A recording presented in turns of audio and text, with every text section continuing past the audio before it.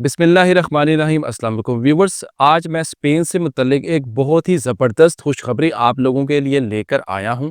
Spain का visa apply करने के लिए और हासिल करने के लिए अब आपको पाकिस्तान से टैक्स रिटर्न और टैक्स देने की कतई कोई ज़रूरत नहीं है।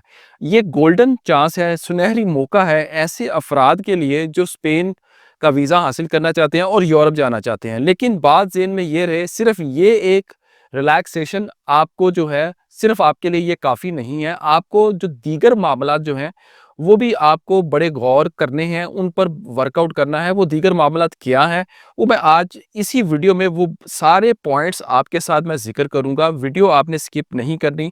इसमें जो सबसे पहली जो चीज़ आएगी आपकी बैंक स्टेटमेंट है, आपने उसको कैसे मेंटेन करना है प्रॉपरली, दोनों बिजनेस भी और पर्सनल भी। ये भी मैंने आज आपको स्पेन के हवाले से, सिर्फ स्पेन के हवाले से ही बताना है। और इसके अलावा आपने कैसे अपने बिजनेस को दुरुस्त तरीके से शो करना है ताकि वीज़ा ऑफिसर कन्विंस हो सके। और इसके अलावा आपकी इनकम और आमदनी यानी कि अखराजात और इनकम को आपने कैसे शफाफ तरीके से शो करना है जिससे वीज़ा ऑफिसर फाइनली ये डिसाइड कर ले कि मैं जी इस शख्स को अब वीज़ा देने जा रहा हूँ। और इसके अलावा दो दो बड़ी अहम चीज़ें हैं स्पेन का वीज़ा, विजिट वीज़ा पाकिस्तान से अप्लाई करने के लिए। दुनिया के आप किसी भी कोने से अप्लाई करते हैं, अगर आप थर्ड वर्ल्ड कंट्री से आपका तल्लक है तो वो ये दो चीज़ें बड़ी अहम है। वो कौन सी है वो मैं इसी वीडियो में मैंने आपको बताना है। अगर आपने उन दो चीज़ों पर स्पेशल वर्कआउट ना किया तो आपकी तमाम मेहनत रायगा यानी कि ज़ाया जाएगी और आपको वीज़ा नहीं मिल सकता, चांसेस बहुत कम हो जाएंगे। वो दो चीज़ें भी मैंने आपको आज इसी वीडियो में बतानी है। काइंडली वीडियो के साथ जुड़े रहें और अगर आप यहाँ तक आ ही गए हैं तो काइंडली चैनल को लाइक करें, सब्सक्राइब करें, बेल आइकॉन पे क्लिक करें और इस वीडियो को काइंडली ज़्यादा से ज़्यादा अपनी फ्रेंड और फैमिली में शेयर करें। दूसरी रिक्वेस्ट, व्हाट्सएप पर व्यूवर सिर्फ वही हमसे सीरियस लोग राब्ता करें जो पेड कॉल सेशन लेना चाहते हैं। नॉर्मल चार्जेस लेते हैं, 30 मिनट की कॉल हम देते हैं। उसमें आप अपना हर किस्म का मामला, केस, इवन कि आपकी डिपोर्टेशन, रिमूवल भी है, हर किस्म का मामला आप मेरे से डिस्कस कर सकते हैं। डिस्कस करने के बाद आपकी डॉक्यूमेंट्स की असेसमेंट के बाद मैं आपको बताऊंगा, एक एक्सपर्ट ओपिनियन जो है मेरी वो मैं आपको दूंगा कि अब आपको क्या करना चाहिए। अगर आपकी फाइल इस स्पेन के लिए एलिजिबल होगी तो हम आपको ज़रूर एडवाइस करेंगे कि आप वीज़ा अप्लाई करें। अगर कोई गड़बड़ हुई तो हम आपको एक एक्शन प्लान देंगे। एक्शन प्लान में हम आपको बताएंगे आप इन इन चीज़ों पर अपनी प्रोफाइल में वर्कआउट करें और उसके बाद वीज़ा अप्लाई करें। देखिए, बाज़ का थोड़े बहुत पैसे खर्च कर लेने से आप बहुत ज़्यादा पैसों के नुकसान से भी बच जाते हैं।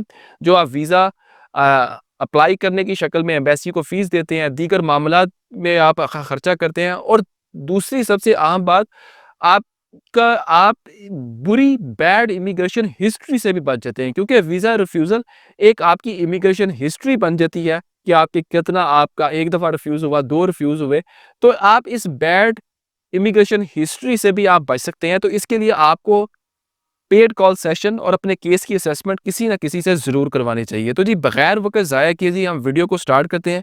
देखिए जी, टैक्स रिटर्न और इनकम टैक्स का वीज़ा, टैक्स रिटर्न और इनकम टैक्स स्पेन का वीज़ा अप्लाई करने के लिए इस वक्त ज़रूरी नहीं है। यकीन करें, ये इस वक्त सुनहरी मौका है ऐसे लोगों के लिए जो जिनके टैक्स के मामला जो हैं वो अच्छे नहीं हैं। तो कल को अगर वो दोबारा टैक्स रिटर्न लाजमी कर दें या टैक्स पे भी आपका होना चाहिए, इस तरह की कोई पाबंदी या शिक या कोई क्लॉज लगा दें, कुछ कहा नहीं जा सकता। तो इस वक्त स्पेन का वीज़ा अप्लाई करना ऐसे लोगों के लिए जो जिनकी इवन के एनटीएन जिनका रजिस्टर्ड भी नहीं है, वो इस उनके लिए, ऐसे लोगों के लिए स्पेन एक अच्छी ऑप्शन है। तो आप इसको ज़रूर कंसीडर कर सकते हैं। अब बात कर लें कि अब आप टैक्स पेयर नहीं है, टैक्स रिटर्न नहीं है, एनटीएन नहीं है, तो आपने किन चीज़ों पर फोकस करना है। अब वन बाय वन इस पर ना डिस्कस करते हैं। देखिए जी, सबसे पहले बात करते हैं जी बैंक स्टेटमेंट की। अगर आप बिजनेसमैन हैं तो उस पर भी देखें जी, बेहतर तो ये है कि आपकी बैंक स्टेटमेंट आप अपने बिजनेस के मामलात और पर्सनल मामलात को दोनों अलग अलग बैंक अकाउंट में देखें। बेहतर तो ऑप्शन ये है। लेकिन अगर आप दो अकाउंट की हेडेक नहीं ले सकते तो आप फिर एक ही पर्सनल अकाउंट ओपन कर लें और उसी में अपने बिजनेस को भी शो करें और अपनी पर्सनल जो है अपने अखराजात और पर्सनल सेविंग, सैलरी वगैरह को भी शो करें। चीज़ें थोड़ी सी कॉम्प्लिकेटेड ज़रूर हो सकती हैं लेकिन बाय लॉ आप ऐसा कर सकते हैं। किसी भी बैंक अकाउंट से, चाहे बिज़नेस हो या पर्सनल हो, दूसरी टिप देने जा रहा हूँ, आपने कैश इन और कैश आउट हरगिज़ नहीं करना। देखिए, जो कैश की जो ट्रांज़ैक्शंस होती हैं, उनकी कोई क्रेडिबिलिटी नहीं होती। लेकिन अगर आपकी कोई मजबूरी हो जाए, तो महीने में इक्का-दुक्का या 1-2 आप ट्रांज़ैक्शंस कैश की कर लें। इसके लिए कोई हार्ड एंड फास्ट रूल नहीं है, लेकिन ये मामूल नहीं होना चाहिए।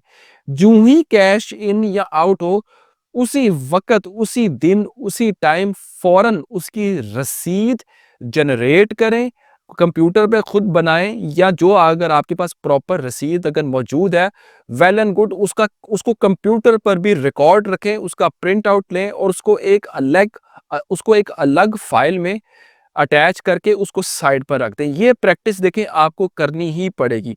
देखिए, बीइंग अ बिज़नेसमैन अगर बात करूँ, कम से कम आप लोग इतने विजिलेंट ज़रूर होने चाहिए कि आपको ये पता होना चाहिए कि आपके बिज़नेस बैंक अकाउंट में इस महीने, यानी कि पहले महीने या दूसरे महीने, इस महीने आपको टोटल कितना क्रेडिट इन हुआ, टोटल कितना क्रेडिट आउट हुआ और महीने की आखिरी तारीख जो या 28 है, 29, 30, 31 जो भी है, उस आखिरी तारीख में आपने अपने बिज़नेस बैंक अकाउंट में कितना सेव सेव किया और उसको अगले महीने में कितना कैरी किया। देखें, अगर मेरा आप लोगों को ज़ाती मशवरा है, अगर आप इतना भी काम नहीं कर सकते या अगर आपने इतना ज़्यादा बेखबर रहना है, तो मेरा मशवरा यही है कि आप किसी भी कंट्री का वीज़ा अप्लाई ना कीजिएगा, क्योंकि ऐसी बेखबरी अगर आप अपने साथ करेंगे, तो शायद थाईलैंड जैसा कंट्री भी आपको वीज़ा ना दे।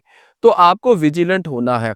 ये बातें देखें व्यूअर्स, आपकी फिंगर टिप्स पर होनी चाहिए कि इस महीने आपने कितना सेव किया, कितना खर्चा किया, कितनी आमदनी आई और फिर इसी बेस पर आपने दूसरे महीने में भी अपना बिजनेस बैंक अकाउंट को है मेंटेन करेंगे और आपको पता होगा इस दूसरे महीने में अब मैंने कितना सर्कल लेकर आना है, लाइक कितना इन करना है, कितना आउट करना है, कितना सेव करना है, क्योंकि आपने पिछले महीने में आपने इस चीज को मैनेज अगर किया होगा, अगर आपने मैनेज किया होगा, तो यकीन करें आप इतने कॉन्फिडेंट हो जाएंगे और आपको अपने बैंक के accounts, business account, personal account, दोनों को जब आप इस तरीके से वेल इन्फॉर्म्ड होकर देखेंगे, मैच करेंगे, तो आपको इतना कॉन्फिडेंस आएगा कि आप खुद कहेंगे, आपके अंदर से ये आवाज़ खुद आएगी कि जी मेरी बैंक स्टेटमेंट्स बड़े अच्छे तरीके से और वेल प्रिपेयर्ड हैं और वेल मेंटेन हो रही हैं और आपको इतना माशाल्लाह कॉन्फिडेंस आ जाएगा और फिर आप खुद कहेंगे जी जिस तरीके से मैं वर्कआउट कर रहा हूँ,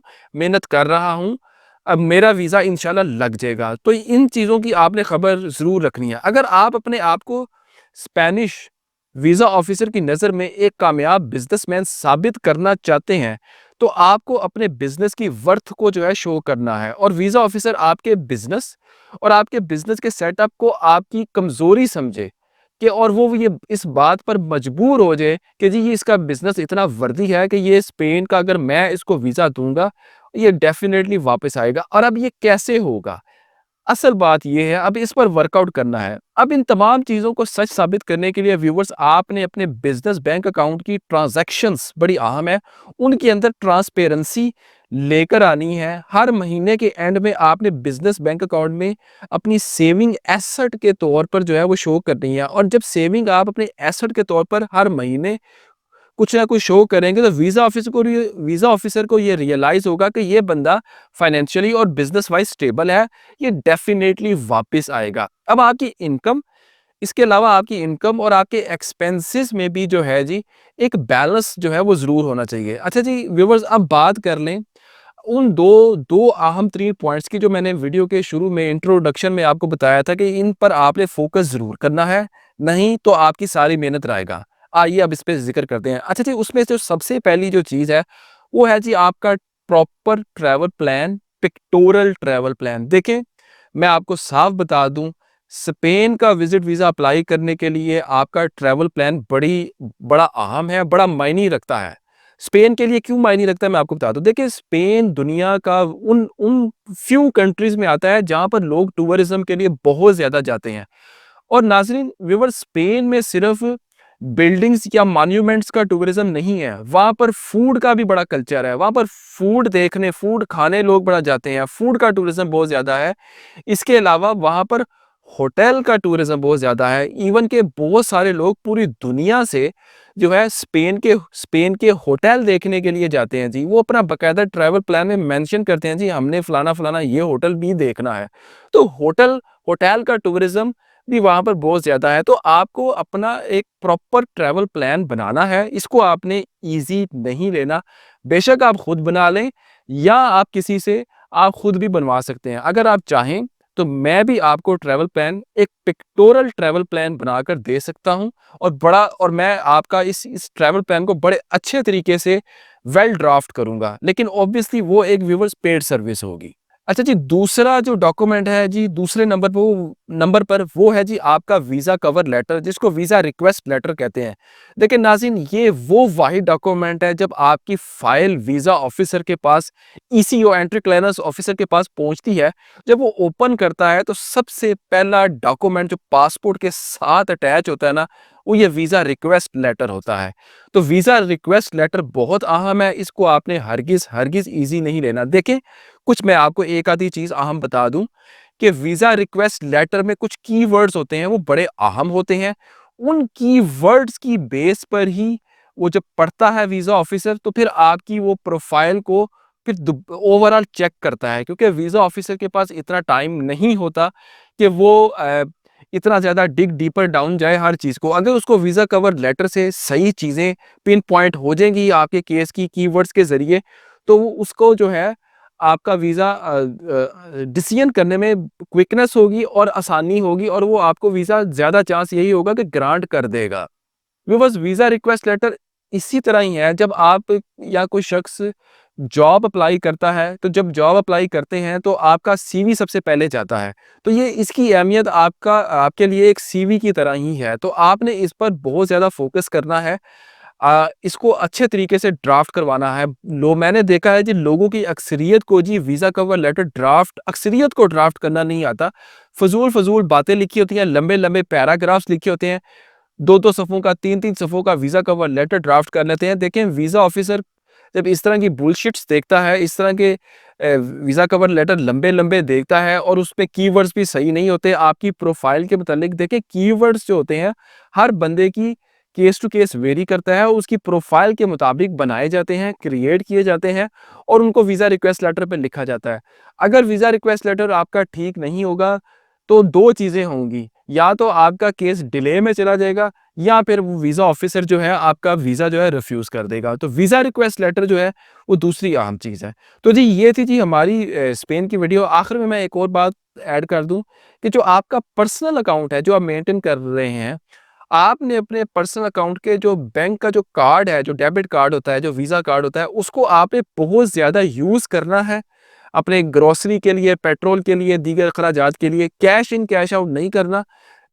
बैंक के कार्ड को ज़्यादा से ज़्यादा पॉइंट ऑफ सेल्स पर यूज़ करें, जिससे आपका लाइफ़स्टाइल और सोशल लाइफ़ जो है वो आपकी नज़र आए। तो जी, ये थी हमारी वीडियो स्पेन विज़िट वीज़ा के हवाले से। इस वक़्त 2025 में समर सीज़न स्टार्ट है जी। आप लोगों को स्पेन का वीज़ा अप्लाई करना चाहिए, खुद अप्लाई करें आप, इसमें कोई ऐसी बात नहीं है, कोई रॉकेट साइंस नहीं होती। अगर आपको कोई हमारी सर्विस चाहिए, कोई वीज़ा रिक्वेस्ट लेटर तैयार करना है, ट्रैवल प्लान बनवाना है, या आपको अपना केस डिस्कस करना है, या अगर आप फ़ाइल भी तैयार करवाना चाहते हैं, हम आपको बड़े नॉर्मल चार्जेस में हम आपको एक अच्छी फ़ाइल तैयार करके देंगे, जो कि हम उस पे पूरी एफ़र्ट करेंगे आपके साथ मिलकर और आपका केस तैयार करेंगे। तो जी, वीडियो को काइंडली ज़्यादा से ज़्यादा शेयर कीजिएगा। अब तक के लिए इतना ही, बहुत शुक्रिया। अल्लाह हाफ़िज़।